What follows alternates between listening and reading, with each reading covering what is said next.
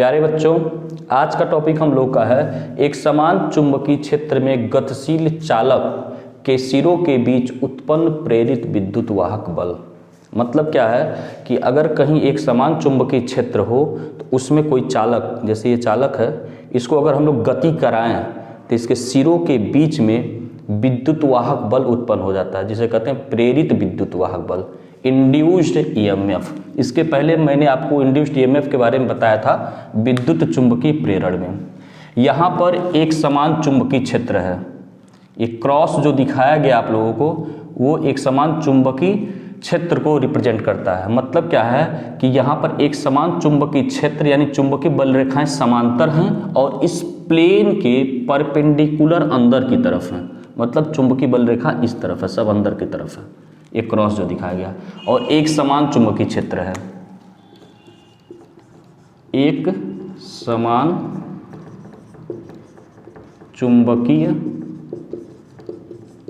क्षेत्र। ठीक है, मान लीजिए जेके एक चालक है जिसकी लंबाई L है।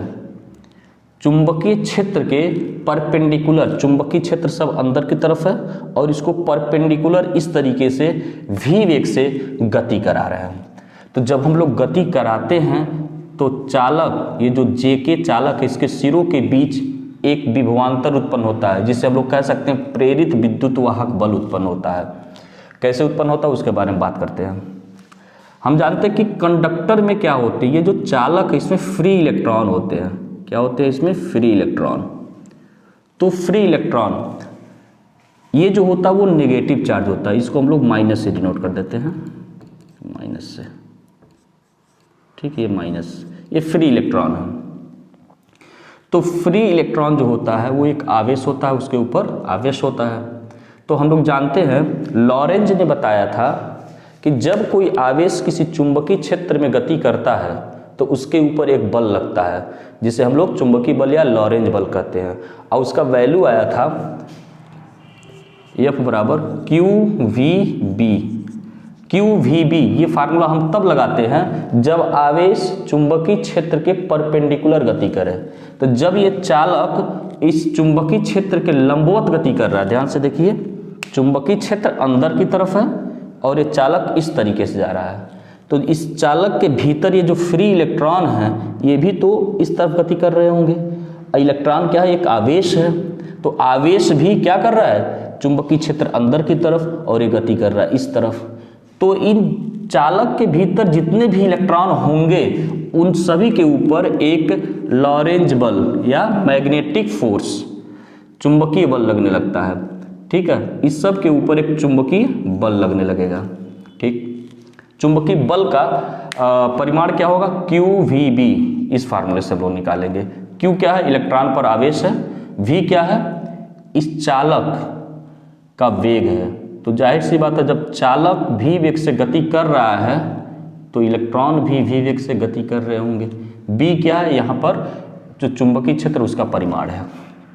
अब देखिए, हम चलिए एक इलेक्ट्रॉन की बात कर देते हैं। एक इलेक्ट्रॉन, ठीक, इस पर लगने वाला ये चुंबकीय बल जो होगा उसका डायरेक्शन क्या होगा? उसका डायरेक्शन हम निकालने के लिए ये वाला बाएं हाथ का नियम लगाते हैं। ये होता है F, ये होता है B, I। I मतलब होता है धन आवेश के गति का दिशा, धन आवेश के गति का दिशा। ये बल है चुंबकीय बल, ये चुंबकीय क्षेत्र हो गया, और ये धन आवेश के गति का दिशा, ये धन आवेश के गति का दिशा।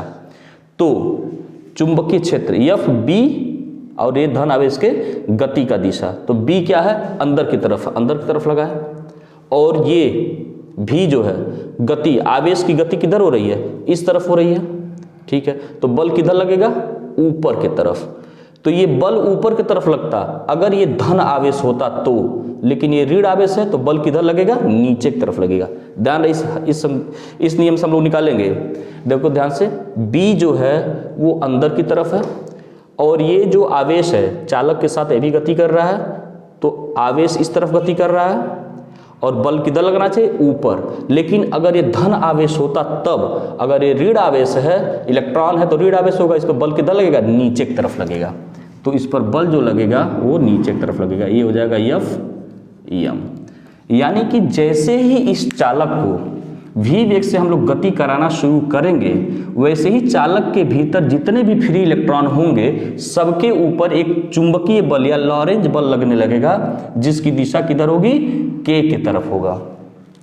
ठीक है, अब देखो जब सभी इलेक्ट्रॉनों पर बल लगने लगेगा और जिसकी दिशा k की तरफ है, तो सभी इलेक्ट्रॉन जो होंगे वो k सिरे की तरफ आने लगेंगे और कुछ समय के बाद ऐसा होगा k सिरे पर इलेक्ट्रॉनों की अधिकता हो जाएगी और यहाँ पर जिन परमाणुओं से इलेक्ट्रॉन बाहर निकलने होते हैं, फ्री इलेक्ट्रॉन होते हैं ना, अपने परमाणु को छोड़ के बाहर निकले होते हैं, तो सारे इलेक्ट्रॉन लगभग इलेक्ट्रॉन जब यहाँ आ जाएंगे तो यहाँ पर क्या बचेगा, धन आयन बचते हैं। उन परमाणुओं के ऊपर जब इलेक्ट्रॉन बाहर निकल जाता है तो उनके ऊपर क्या आ जाता है, धनावेशी चार्ज आ जाता है।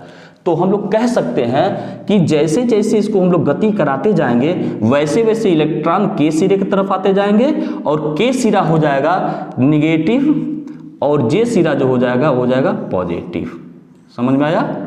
चूंकि सारे इलेक्ट्रॉन k सिरे पे आने लगेंगे तो k सिरे पर इलेक्ट्रॉनों की अधिकता हो जाएगी और उसी हिसाब से j सिरे पर धन आयनों की अधिकता हो जाएगी और ये j और k सिरा इनके बीच में एक वैद्युत क्षेत्र स्थापित हो जाएगा। क्या स्थापित हो जाएगा? वैद्युत क्षेत्र। अब देखिए, तो हम लोग जानते हैं कि वैद्युत क्षेत्र में अगर कोई आवेश आता है तो उसके ऊपर वैद्युत बल लगता है, तो J और K के बीच में एक वैद्युत क्षेत्र स्थापित हुआ, J और K के बीच में एक वैद्युत क्षेत्र स्थापित हुआ और ये वैद्युत क्षेत्र क्या करेगा, इस इलेक्ट्रॉन पर बल लगाएगा क्योंकि इलेक्ट्रॉन एक आवेश है। तो वैद्युत क्षेत्र में इलेक्ट्रॉनों पर बल किधर लगता है, चूंकि ये धन है ये ऋण है, तो वैद्युत क्षेत्र का दिशा इस तरफ होगा, पॉजिटिव से नेगेटिव की तरफ। तो इलेक्ट्रॉन पर जो वैद्युत बल लगेगा वो क्षेत्र के विपरीत दिशा में लगता है, यानी इस तरफ बल लगेगा, Fe।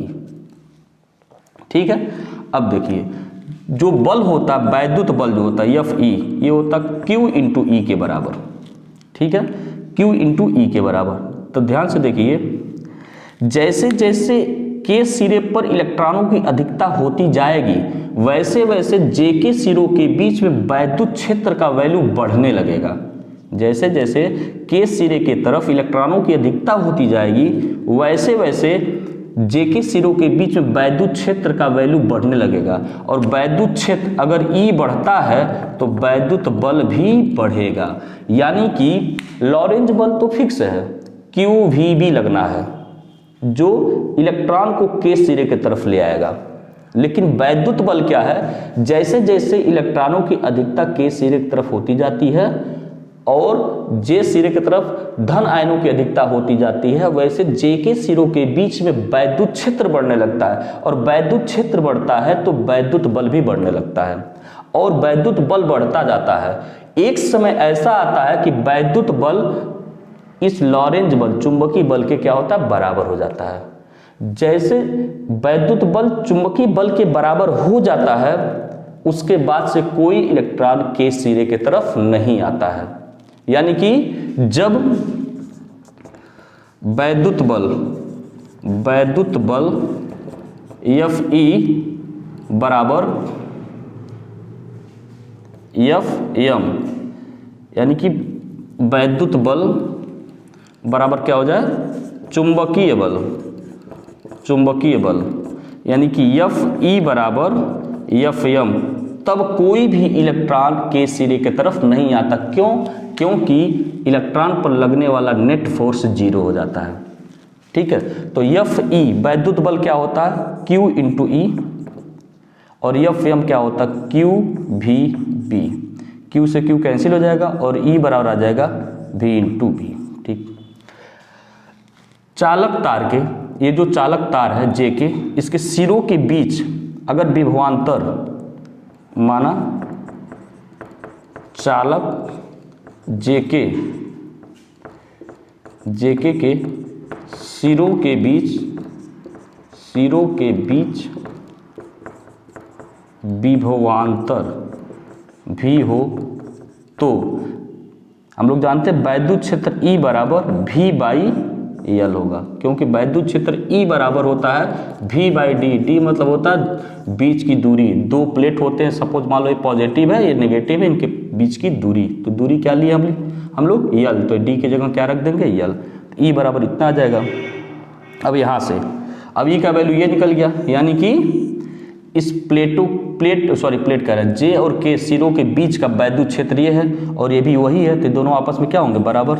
इसको समीकरण 1 समीकरण 2 तो लिख सकते हैं समीकरण 1 एवं 2 से क्या आएगा V बराबर V/L। इसको इधर भेज दें तो V बराबर आ जाएगा B/L।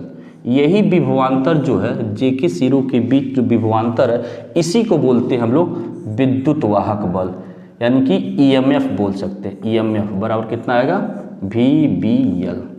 यानी कि जब किसी चालक तार को एक समान चुंबकीय क्षेत्र में क्षेत्र अंदर की तरफ है, क्षेत्र के अभिलंबवत गति कराते हैं, तो चालक तार के सिरों के बीच एक EMF जनरेट हो जाता है, जिसे हम लोग बोलते हैं इंड्यूस्ड EMF, जिसका वैल्यू होगा V/L। V क्या होता है, सॉरी B क्या होता है, चुंबकीय क्षेत्र होता है। V क्या होता है, इस चालक तार को कितने वेग से गति करा रहे हैं, और L क्या होता है, चालक तार का लंबाई। अब थोड़ा सा ध्यान देना है, अब ध्यान से देखिए, चुंबकीय क्षेत्र जो है वो इस तरफ है, इस बोर्ड के परपेंडिकुलर अंदर की तरफ, क्लियर। और ये जो चालक तार है इसको हम लोग इस तरीके से ले जा रहे हैं, यानी ये जो चालक है वो क्या कर रहा है, चुंबकीय बल रेखाओं को काटते हुए जा रहा है, चुंबकीय बल रेखाओं को काटते हुए जा रहा है। तो इसके सिरों के बीच में क्या जनरेट हो गया, इंड्यूस्ड EMF।